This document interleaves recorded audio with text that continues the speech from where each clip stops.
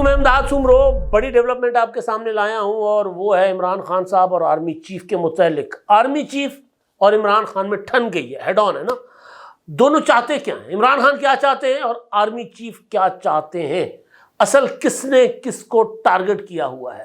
انجام کیا ہوگا؟ ایک یہ، اور دوسرا ایک بغاوت، بہت بڑی بغاوت اٹھ کھڑی ہوئی ہے ایک قتل کے اوپر، ایک صحافی کے قتل پر ایک بڑی بغاوت۔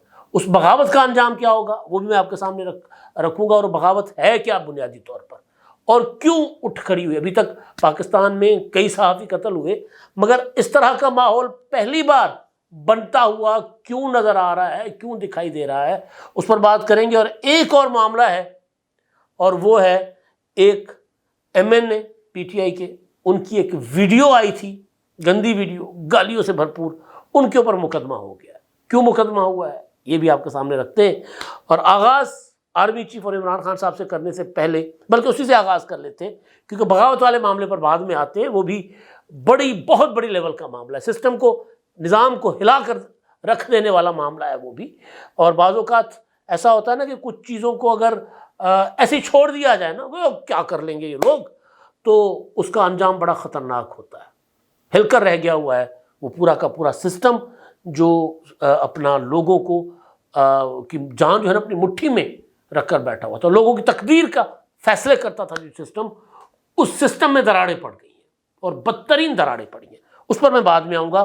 اچھا جی، اب آپ جہاں بیٹھیں، چاہے اسلام آباد ہو، چاہے لاہور ہو، چاہے کراچی ہو، کسی چائے خانے پر بیٹھیں، کٹنگ کرانے کسی نائی کی دکان پر چلے جائیں، روٹیاں لینے تندور پر چلے جائیں، سبزی لینے سبزی فروش پر چلے جائیں، جہاں پر آپ جائیں، کسی فوتگی پر جائیں، کسی شادی پر جائیں، جدھر بھی آپ جائیں نا، ایک ہی چیز سوال ہوتا ہے، جی کیا ہونا ہے؟ عمران خان زیادہ تگڑا ہے یا آرمی چیف؟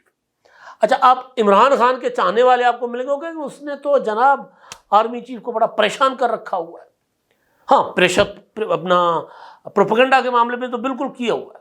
اب میں دیکھ رہا تھا کہ جو غزہ کے جو کیمپ تھا اسلام آباد میں، وہاں پر کوئی بدمست گاڑی چڑھا گیا تو اس میں ہلاکت ہوئی ایک، تو اس کے بعد ایک پروپیگنڈا شروع کر دیا گیا کہ جی وہ بندہ فوجی تھا، نہ صرف فوجی تھا بلکہ عادل راجہ باہر بیٹھے ہوئے ہیں، وہ تو اس کو جوڑ رہے ہیں D G I S I Nadeem Anjum کے ساتھ کہ جی وہ ان کے صاحبزادے تھے۔ میں مزید ڈیٹیل میں نہیں جاؤں گا کیونکہ ان لوگوں کا کام ہے پروپیگنڈا کرنا۔ اب ہم اگر ان کی اسی طرح ایز اٹ از بات آگے بڑھائیں، اس پر بات کریں، تو وہ بھی ایک طرح سے اس میں شامل ہو جائے گا۔ تو میں صرف آپ کو یہ بتا رہا ہوں کہ اگر جو عمران خان صاحب والی سائڈ ہے وہ ہمیں یہ بتائے گی کہ جناب عمران خان بہت تگڑا ہے۔ آج بھی میری ایک دوست سے ملاقات ہوئی تو میں نے پوچھا جی کیا سنا، تو انہوں نے کہا کہ جی عمران خان صاحب تو ادھر بیٹھا ہوا ہے۔ اچھا، میرا سوال ہمیشہ ایک ہوتا ہے کہ بھائی جو تگڑا ہے وہ مذاکرات کے لیے ترلے کیوں کر رہا ہے؟ وہ کیوں کہتا ہے کہ جی میرے ساتھ مذاکرات کرو، میں صرف آرمی چیف سے مذاکرات کروں گا؟ وہ بار بار اپنے بندے بھیجتا ہے، وہ کبھی عارف الوی کے ذریعے بات کرتا ہے، کبھی سی ایم اپنا کے پی کے ذریعے پیغام پہنچاتا ہے۔ وہ کیوں کرتا ہے ایسا؟ تو تگڑا ہوتا تو خیر یہ پرانی ڈسکشن ہے، لیکن اب جو بات ہے نا وہ یہ ہے کہ جن دونوں میں سے کون رہے گا۔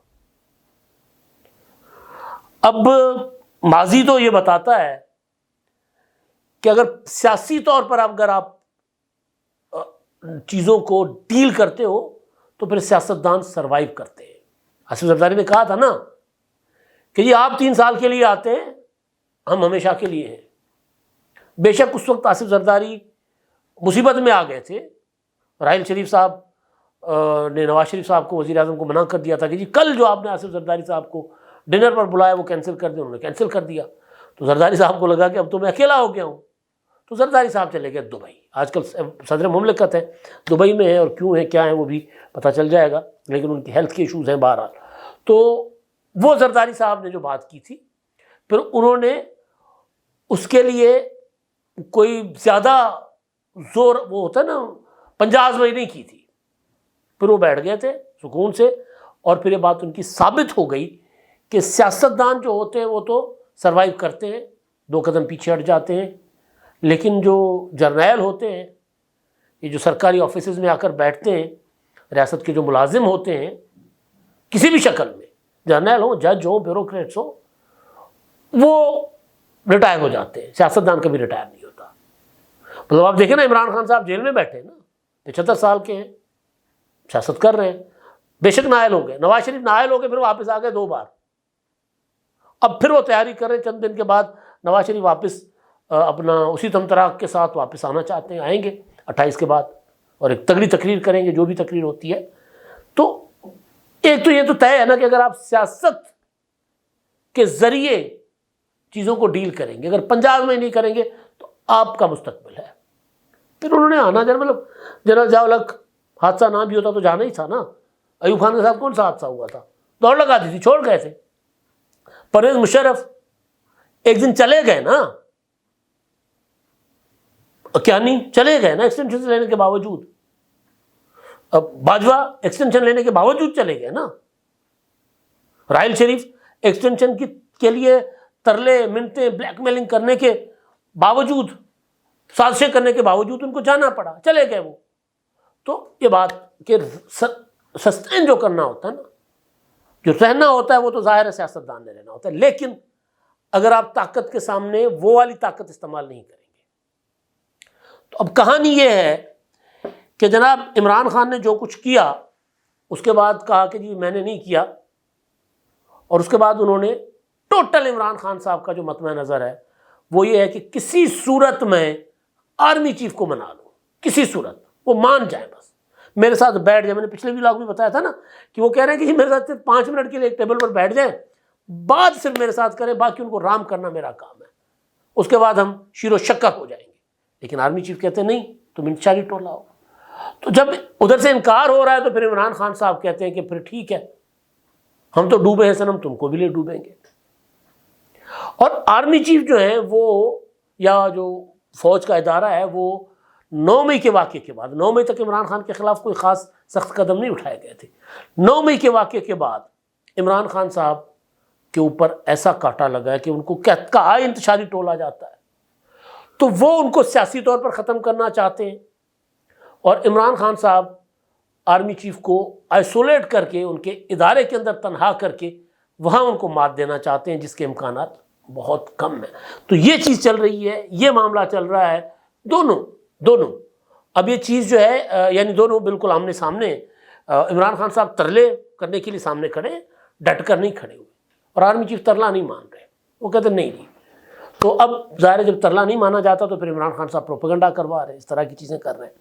اس سے کیا فرق پڑنا ہے نہیں پڑنا وہ تو بعد کی بات ہے نا ابھی، کیونکہ کچھ بڑی ڈیولپمنٹس آئندہ چند ماہ میں ہوں گی، اور اس کے بعد پتہ چلے گا کہ کون رہتا ہے کون نہیں رہتا. اور بہرحال اس سے زیادہ بات نہیں کرتے. تو ایک تو یہ معاملہ ہے نا. اب دوسرا جو میں نے بغاوت کی بات کی تھی، نصر اللہ گڈانی میرپور ماتھیلو کے ایک صحافی، عوامی آواز کے نمائندہ تھے، وہ وہاں پہ نامہ نگار تھے، اور وہ اخبار میں بھی رپورٹ کرتے تھے، لیکن ان کا جو میجر جو کام تھا وہ فیس بک پر لائیو جانا ہوتا تھا. اور میں نے پوچھا، گھوٹکی میں جو دوست ہیں میرپور ماتھیلو میں، ہمارے سینئر ہیں مہیش کمار صاحب، اسی علاقے کے، تو وہ کہہ رہے تھے کہ جی ان کی شہرت یہ تھی کہ لوگ ڈرتے تھے ان سے. کون سے لوگ؟ بیوروکریٹس، ڈسٹرکٹ انتظامیہ، پولیس، اور یہ سردار بھوتار، یہ وڈیرے، وہ ڈرتے تھے. اور کہتے یہ ہوتا تھا کہ اگر لوگ کسی کے پاس جاتے اور کوئی افسر رشوت مانگتا تو وہ کہتے ٹھیک ہے جی، پھر میں تو جا کر گڈانی کو بتاتا ہوں. تو وہ ذرا سہم جاتے تھے افسران. وہ کرتا کیا تھا کہ موبائل آپ ہی ہوتا تھا، جا کر وہ وہیں پہ لائیو ہو جاتے تھے کہ جی یہ مسئلہ یہ ہوا. میں نے آپ کو کل بھی بتایا تھا. خیر کئی جگہوں پر، ایک ان کی ویڈیو ابھی آ گئی ہے، وائرل ہے، وہ پرانی ویڈیو ہے. وہ کوئی شہباز خان صاحب ہیں، میرا خیال ہے خالد لون صاحب کے بیٹے ہیں، وہ پولیس پروٹوکول میں جا رہے، اور یہ اپنی موٹر سائیکل پر ان کی ویڈیو بناتے ہوئے کمنٹری کرتے ہوئے جا رہے ہیں کہ دیکھیں گڈانی، کہ دیکھیں جی شہباز خان کو پولیس پروٹوکول ملا ہوا ہے، یہ ہے وہ ہے. اور آگے چل کر پھر ان کے ساتھ جو سیکورٹی کی گاڑی ہوتی ہے وہ اس کا پیچھا کرتی ہے، اور وہ یہ کہتے ہیں دیکھیں یہ گاڑی میرا پیچھا کر رہی ہے. پھر وہ گاڑی ون وے کرتی ہوئی نا اپنا توڑتی ہوئی پھر اس کے آگے آ جاتی ہے، اور اس کے بعد پھر کچھ آوازیں آتی ہیں اور پھر ویڈیو بند ہو جاتی ہے. وہ ویڈیو پرانی ہے، یعنی ان کے اوپر کوئی ظاہر ہے انہوں نے اٹیک کیا، لیکن وہ جان لیوا نہیں تھا، اور اس کے بعد پھر ان کے اوپر دوسرا حملہ ہوا۔ اب مختصراً یہ کہ ان کا زیادہ فوکس جو تھا، کیونکہ گھوٹکی، کشمور کند کوٹ، سکھر کے کچھ علاقے، شکارپور، کچھ علاقے لاڑکانہ کے، یہاں پر ابھی بھی وہ جو بھوتاری سسٹم ہے نا، سرداری سسٹم، وہ بہت حد تک موجود ہے، بلکہ اسٹرانگ ہوا ہے، کیونکہ سارے کے سارے لوگ پیپلز پارٹی میں شامل ہو گئے، حکومتوں میں شامل ہو گئے، اور پھر ہماری جو خاص طاقت ہے، ان کی آنکھوں کے تارے ہیں، ان کی وہاں پہ خدمتیں کرتے ہیں، اور خاص طاقت آپ کو پتہ ہے وہ کون ہے۔ تو لہٰذا ان کو پولیس وغیرہ کوئی انتظامیہ کچھ نہیں کہتی۔ اب میں کسی ایک بھوتار کا نام نہیں لے رہا، کسی ایک سردار کا نام نہیں لے رہا، میں ایک مجموعی طور پر ان اضلاع میں جو کچھ اچھے بھی ہیں، کچھ اچھے ہیں، کچھ برے ہیں، کچھ بہت برے ہیں، کچھ اسی زمانے میں رہتے ہیں کہ جی ہم بیٹھے ہیں اگر چارپائی پر یا کرسی پر، تو لوگ جو ہے ووٹر جو ہے وہ سامنے زمین پر بیٹھیں گے۔ آپ نے ایسی کئی تصویریں دیکھی ہوں گی۔ یہ ان کے لیے چیلنج بنا ہوا تھا، ان کو للکارتا تھا۔ اور اس کی بائک کے اوپر پیچھے جو بائک کی لائٹ ہوتی ہے نا بریک والی، اس کے اوپر لکھا ہوا تھا بھوتار مائی فٹ۔ بھوتار کہتے ہیں سندھی میں جو جاگیردار رئیس وڈیرا، اس کو پھر جس طرح رئیس کہتے ہیں، جس طرح چودھری کہتے ہیں، اسی طرح بھوتار مائی فٹ۔ تو وہ ظاہر ہے پھر نشانہ بننے تھا، بن گئے۔ کل میں ان کی والدہ کی سن رہا تھا، وہ جو لوکل میڈیا سے انہوں نے گفتگو کی ہے، وہ کہتی جی اس نے تو کچھ بھی نہیں بنایا تھا۔ بچے اس کے گھر میں اگر سالن نہیں پکتا تھا تو وہ اپنا لے کر کٹورے اڑوس پڑوس میں، پنڈوں میں ایسا چلتا ہے، وہاں سے جا کے سالن لا کر روٹی کھاتے تھے، تو کچھ نہیں بنایا۔ میں نے لوکل پتہ کیا، کچھ صحافی ایسے ہوتے بھی ہیں، تو پتہ چلا کہ نہیں جی وہ بالکل پیسے کے معاملے میں تو وہ کسی کے ساتھ کوئی لین دین اس کا نہیں تھا، کہ کوئی ایسا ہوتا ہے نا ہماری برادری میں، لوگ کسی کے خلاف خبر چلا کر یا کسی کے خلاف سوشل میڈیا پر بہت بڑی کیمپین چلا کر اور اسے مال بنائے۔ ہمارے کافی سارے ایسے میں لوگوں کو جانتا ہوں جو بڑے امیر بن گئے اس طرح کر کے۔ تو خیر اچھا وہ والا معاملہ بھی نہیں تھا۔ تو جب کل اپنا اس کی میت جو ہے پہنچی، اپنا لے کر جائے گی کراچی سے اپنا گڈانی کی، جس کو کچھ روز پہلے حملہ کر کے زخمی کر دیا گیا تھا، پھر وہ رحیم یار خان، اور رحیم یار خان سے ایئر ایمبولنس کے ذریعے کراچی منتقل ہوئے، لیکن وہاں جان بر نہ ہو سکے۔ تو وہاں پر جب اس کی میت جو ہے وہ کراچی سے چلی، تو ہر شہر میں، نیشنل ہائی وے پر ہر شہر میں لوگوں نے اس میت کو ایمبولنس گاڑی کے آگے آئے اور ان کے احتجاج کیا، ان کے قتل، ان کی شہادت پر۔